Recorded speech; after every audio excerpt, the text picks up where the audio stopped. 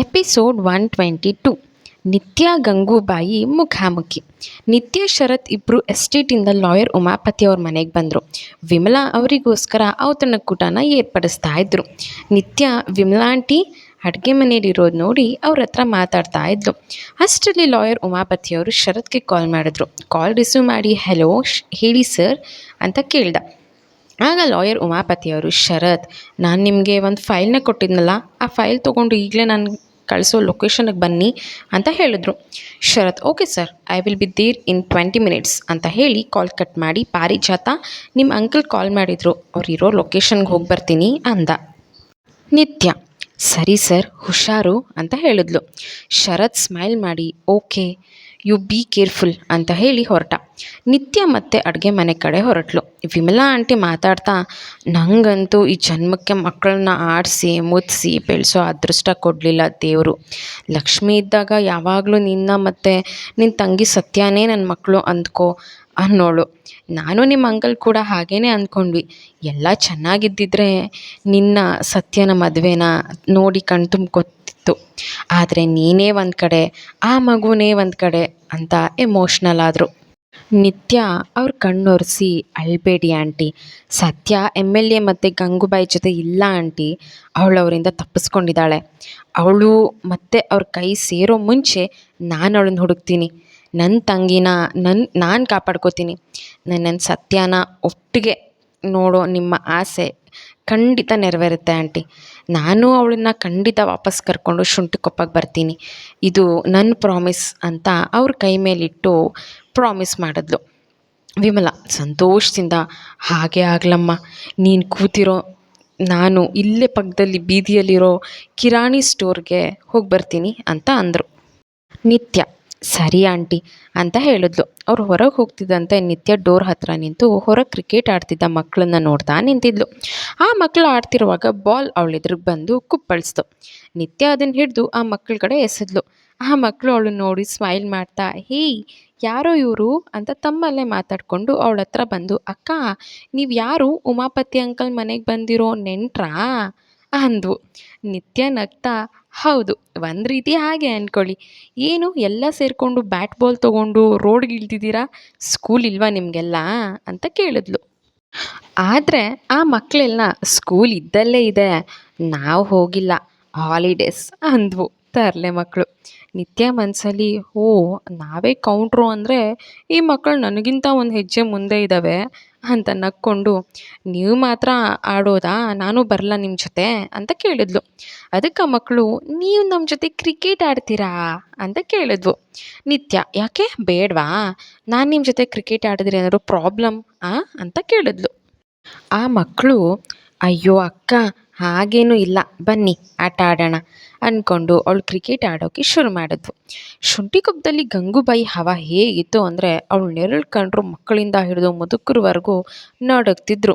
ಹಾಗೆ ಆ ಮಕ್ಕಳು ಆಟ ಆಡ್ತಾ ಇರುವಾಗ ಅವ್ರ ಜೀಪ್ ಅಲ್ಲಿಗೆ ಬಂದು ಸ್ವಲ್ಪ ದೂರ ನಿಂತು. ಆ ಮಕ್ಕಳೆಲ್ಲ ಆ ಜೀಪ್ ನೋಡ್ತಿದ್ದಂತೆ ನಿತ್ಯ ಒಬ್ಬಳನ್ನೇ ಬಿಟ್ಟು ಅಲ್ಲಿಂದ ಜೂಟ್ ಆದವು. ನಿತ್ಯ ಆಶ್ಚರ್ಯದಲ್ಲಿ ಅವಳು ಬೆನ್ನ ಹಿಂದೆ ನಿಂತಿರೋ ಆ ಜೀಪ್ ಗಮನಿಸ್ದೆ. ಹೇಯ್, ನಿಂತ್ಕೊಳ್ರೋ, ಯಾಕೆ ಈಗ ಓಡೋಗ್ತಾ ಇದ್ದೀರಾ, ಏನಾಯಿತು ಅಂತ ಮಕ್ಕಳನ್ನ ನೋಡ್ತಾ ನಿಂತಿದ್ಲು. ಗಂಗೂಬಾಯಿ ಜೊತೆ ಬಂದ ಅಮಾವಾಸ್ಯೆ ಮತ್ತೆ ಅವ್ರ ಕಡೆಯವರು ಲಾಯರ್ ಉಮಾಪತಿ ಮನೆಗೆ ನುಗ್ಗಿ ಮನೆಯನ್ನೆಲ್ಲ ಧ್ವಂಸ ಮಾಡ್ತಾ ಇದ್ರು. ನಿತ್ಯ ಗಾಬರಿಯಲ್ಲಿ, ಹೇಯ್, ಯಾರೋ ನೀವೆಲ್ಲ, ಯಾಕೆ ಹೀಗೆ ಮಾಡ್ತಾ ಇದ್ದೀರಾ, ನಿಲ್ಲಿಸ್ರೋ ಅಂತ ತಡೀತಾ, ಈಗ ನೀವು ಇಲ್ಲಿಂದ ಹೋಗಿಲ್ಲ ಅಂದರೆ I will call the police ಅಂತ ಹೇಳಿದ್ಲು. ಆ ಅಮಾವಾಸ್ಯೆ ಅವಳನ್ನ ಒಂದು ಸಲ ಮೇಲಿಂದ ಕೆಳಗೆ ತನಕ ನೋಡಿ, ಹೇಯ್, ಏನು ನಮಗಿದ್ದ ಧಮ್ಕಿನ, ನಡಿಯೆ ಅಂತ ಅವಳ ಕೈ ಹಿಡಿದು ಹೊರಗೆ ಹೇಳ್ಕೊಂಡು ಬಂದ. ನಿತ್ಯ, ಏಯ್ ಬಿಡೋ ನನ್ನ ಕೈನ ಅಂತ ಬಿಡಿಸ್ಕೊಳ್ಳೋಕ್ಕೆ ಪ್ರಯತ್ನ ಮಾಡ್ತಾ ಇದ್ಲು. ಆದರೆ ಅವನು ಅವಳನ್ನ ಎಳ್ಕೊಂಡು ಬಂದು ಜೀಪ್ನಲ್ಲಿ ಕುಳಿತಿದ್ದ ಗಂಗೂಬಾಯಿ ಕಡೆ ತಳ್ಳ್ದ. ನಿತ್ಯ ಗಂಗೂಬಾಯಿ ಕಾಲು ಹತ್ರ ಹೋಗಿ ಬಿದ್ಲು. ನಿಧಾನವಾಗಿ ತಲೆ ಎತ್ತಿ ಅವಳ ಕಡೆ ನೋಡಿದ್ಲು. ಅವಳ ವಿಚಿತ್ರ ಆಕಾರ ನೋಡಿ ದಂಗಾಗಿ ನಡುಗೋದ್ಲು. ಅಮಾವಾಸ್ಯೆ, ನಮ್ಮವರೇ ಆ ಉಮಾಪತಿ ಮನೆಯಲ್ಲಿ ಫೈಲ್ ಸಿಗಲಿಲ್ಲ, ಆದರೆ ನಮ್ಮಿಂದ ತಪ್ಪಿಸ್ಕೊಂಡಿದ್ದಲ್ಲ ಅವಳು ಸಿಕ್ಕಿದ್ಲು ನೋಡಿ ಅಂದ. ಮೊದಲನೇ ಬಾರಿ ಗಂಗೂಬಾಯಿ ಮತ್ತು ನಿತ್ಯ ಮುಖಾಮುಖಿ ಆದರು. ಗಂಗೂಬಾಯಿ ಜೀಪಿಂದ ಕೆಳಗಿಳಿದು ಕೆಳಗೆ ಬಿದ್ದಿದ್ದ ನಿತ್ಯನ ಕೂದಲು ಹಿಡಿದು ಮೇಲೆ ಎತ್ತಾಳೆ. ನೋವಿನಲ್ಲಿ ಅಮ್ಮ ಅಂತ ಕಿರುಚ್ತಾಳೆ ನಿತ್ಯ. ಕೊರಳಲ್ಲಿರೋ ಕರಿಮಣಿ ಸರ ನೋಡಿ ಅವಳು ಕೂಡ ಅವಳನ್ನು ದಿವ್ಯಾ ಅಂದ್ಕೊಂಡ್ಳು. ಏನೇಲೇ ಕಟ್ಟಾಕಿದ್ರೆ ತಪ್ಪಿಸ್ಕೊಂಡು ಓಡೋಗ್ತೀಯಾ, ಹೋಗೋದು ಅಲ್ಲದೆ ಇದು ನನ್ನ ಅಡ್ಡ ಅಂತ ಗೊತ್ತಿದ್ರು ಇಲ್ಲಿಗೆ ರಾಜಾರೋಷವಾಗಿ ಬರ್ತೀಯಾ ಅಂದ್ಲು. ಅಷ್ಟರಲ್ಲಿ ಕಿರಾಣಿ ಸ್ಟೋರ್ಗೆ ಹೋಗಿದ್ದ ವಿಮಲಾ ವಾಪಸ್ ಬಂದರು. ಗಂಗೂಬಾಯಿ ಕೈಯಲ್ಲಿ ನಿತ್ಯ ಮುಡಿ ಇರೋದು ನೋಡಿ ಗಾಬರಿಯಿಂದ ಹಿಡಿದಿದ್ದ ಬ್ಯಾಗನ್ನು ಕೈಬಿಟ್ಟು, ಅಯ್ಯೋ ದೇವ್ರೆ, ನಿತ್ಯ ಅಂತ ಓಡಿ ಬಂದು ಗಂಗೂಬಾಯಿ ಆ ಮಗುನ ಬಿಟ್ಬಿಡಮ್ಮ, ಅದಿನ್ನೂ ಬಾಳಿ ಬದುಕಬೇಕಾದ ಮಗು, ನಿನ್ನ ಕೈ ಮುಗಿತೀನಿ, ನಿನ್ನ ಕಾಲಿಗೆ ಬೇಕಿದ್ರೂ ಬೀಳ್ತೀನಿ, ಬಿಟ್ಬಿಡು ಅಂತ ಅಳ್ತಾ ಬೇಡ್ಕೊಂಡ್ಳು. ಆದರೆ ಗಂಗೂಬಾಯಿ ಅವರನ್ನು ಕಾಲಿಂದ ಜಾಡ್ಸಿ ಒದ್ಲು. ವಿಮಲಾ ಅವರು ಅಲ್ಲೇ ಇದ್ದ ಗೋಡೆಗೆ ಹೋಗಿ ಬಿದ್ದರು. ತಲೆಗೆ ಪೆಟ್ಟಾಗಿದ್ದರಿಂದ ಅವರು ಪ್ರಜ್ಞೆ ತಪ್ಪಿದ್ರು. ನಿತ್ಯ ವಿಮಲಾ ಆಂಟಿ ಅಂತ ಅಳ್ತಾ ಕೂಗಿದ್ಲು. ಗಂಗೂಬಾಯಿ, ಏನೇ ದಿವ್ಯಾ, ನಾನು ಹೇಳಿದ್ದನ್ನು ಕೇಳಿಕೊಂಡು ಬಿತ್ತಿರಬೇಕಾಗಿರೋ ನಾಯಿ ನೀನು ನನಗೆ ಚಳ್ಳೆ ಹಣ್ಣು ತಿನ್ಸೋದಕ್ಕೆ ಬರ್ತೀಯಾ? ನಿಮ್ಮಪ್ಪ ಎಷ್ಟು ಹಾರಾಡ್ತಾ ಅಂತ ನಿನಗೇ ಗೊತ್ತು. ಅವನನ್ನೇ ಬಿಡಲಿಲ್ಲ ನಾವು, ನೀನಿನ್ನು ಕುನ್ನಿ. ನೀನು ಎಷ್ಟೇ ಆಟ ಆಡಿದ್ರು ನಿನ್ನನ್ನು ಯಾಕೆ ಸುಮ್ಮನೆ ಬಿಟ್ಟಿದ್ದೀನಿ ಗೊತ್ತೇನೆ? ಕೈಗೆ ಬಂದಿರೋ ತುತ್ತು ಬಾಯಿಗೆ ಬರದೆ ಹೋಗುತ್ತೆ ಅಂತ. ಇನ್ನು ಸ್ವಲ್ಪ ದಿನ ನನ್ನ ಕೆಲಸ ಮುಗಿದ್ಮೇಲೆ ನಿನ್ನನ್ನು ಹೇಗೆ ಏರೋಪ್ಲೇನ್ ಎತ್ತಿಸ್ತೀನಿ ನೋಡ್ತಾ ಇರು. ಆದರೆ ಅಲ್ಲಿ ತನಕ ಕತ್ಲೆ ಕೋಣೆಯಲ್ಲಿ ಊಟ ನೀರು ಇಲ್ಲದೆ ಸಾಯಬೇಕು ನೀನು ಅಂತ ಹೇಳ್ತಾ, ಲೋ ಅಮಾವಾಸ್ಯೆ, ಹೇಳ್ಕೊಂಡು ಹೋಗಿ ಕಟ್ಟಾಕ್ರೋ ಇವಳನ್ನ, ಟೈಮ್ ಬರೋ ತನಕ ಸಾಯ್ಲಿ ಇವಳು, ಒಂದು ಮುಖ್ಯವಾದ ಕೆಲಸದ ಮೇಲೆ ಹೋಗ್ತಾ ಇದ್ದೀನಿ, ಅಲ್ಲಿಂದ ಬಂದ ಮೇಲೆ ಇವಳು ಕತೆ ಮುಗಿಸ್ತೀನಿ ಅಂತ ಅವನ ಕಡೆ ನಿತ್ಯನ ತಳ್ಳಿ ಅವಳು ಜೀಪ್ನಲ್ಲಿ ಹತ್ತಿ ಅಲ್ಲಿಂದ ಹೊರಟುಬಿಟ್ಲು. ಆ ಅಮಾವಾಸ್ಯೆ ಅವಳನ್ನ ಎಳ್ಕೊಂಡು ಹೋಗ್ತಾ ಇದ್ದ. ಆ ಕಡೆಯಿಂದ ಒಂದು ವೀಲ್ ಹಾರು ಬಂದು ಅವನ ಎದೆಗೆ ಬಿತ್ತು. ಅವನು ನಿತ್ಯನ ಬಿಟ್ಟು ಅಂತ ಕಿರ್ಚ್ತಾ ನೆಲಕ್ಕೆ ಕೊರಳ್ದ. ನಿತ್ಯ ಅವನನ್ನು ನೋಡಿ ವೀಲ್ ಹಾರಿ ಬಂದ ಕಡೆ ನೋಡಿದ್ಲು. ಅದು ಶರತ್ ಆಗಿದ್ದ. ನಿತ್ಯ ಅಳ್ತಾ, ಶರತ್ ಸರ್ ಅಂತ ಓಡೋಗಿ ಅವನನ್ನು ತಪ್ಕೊಂಡ್ಳು. ಶರತ್ ಕೋಪದಲ್ಲಿ ಕೊತ ಕುದೀತಾ ಇದ್ದ. ನಿತ್ಯನ ಉಮಾಪತಿ ಅವ್ರ ಕಡೆ ನಿಲ್ಲಿಸಿ ಕೈ ಮುಷ್ಟಿ ಕಟ್ಟಿ ಅವರನ್ನೆಲ್ಲ ಚಚ್ಚಿದ.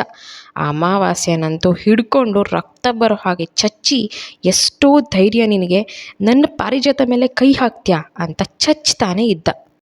ಈ ಕಡೆ MLA ರುದ್ರಪ್ರಸಾದ್ ಕತೆ.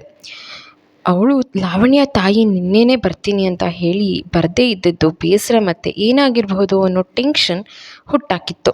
ಅದೇ ಸಮಯಕ್ಕೆ ಪದ್ಮ ಏನ್ರಿ ಅಂದ್ಕೊಂಡು ಅವನ ಹತ್ರ ಬಂದು, ಲಾವಣ್ಯ ಅವಳ ರೂಮಲ್ಲಿ ಕಾಣಿಸ್ತಾ ಇಲ್ಲ ಅಂದ್ಲು.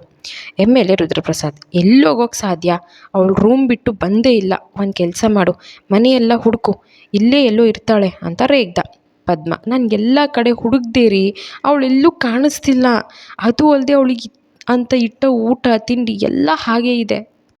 ನನಗನ್ಸುತ್ತೆ ಅವಳು ನಮಗೆ ಹೇಳ್ದೆ ಕೇಳದೆ ಒಬ್ಬಳೇ ಅವಳೆಲ್ಲೋ ಹೋಗಿದ್ದಾಳೆ ಅಂತ ಭಯ ಆಗ್ತಾ ಇದೆ ಅಂದರು.